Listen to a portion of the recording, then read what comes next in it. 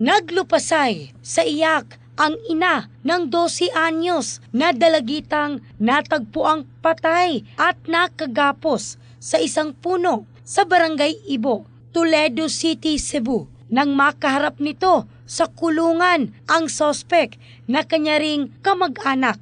Personal na kinumpronta ni Christine Abarquez ang sospek na si Ruel kaugnay sa umano'y brutal na pagpaslang sa kanyang anak na si Crystal Joy. Maraing itinanggi ni Ruel ang paratang at iginiit na wala siyang kinalaman sa krimen. Ayon sa kanya, tumulong pa umano siya sa paghahanap sa bata nang ito'y mawala. Sa panayam ng Brigada News FM Cebu, nanawagan si Ruel sa umano'y tunay na may sala na sana'y lumitaw na upang hindi siya ang managot sa kasalanang aniyay hindi niya ginawa. Inamin din ng sospek na mayroon umano siyang iniinom na maintenance na gamot at kapag hindi niya ito naiinom, nakararanas umano siya ng panandaliang pagkalimot. Matatandaang Pebrero 11 nang iulat na nawawala ang biktima at Pebrero 19 nang madiskubre ang kanyang bangkay sa liblib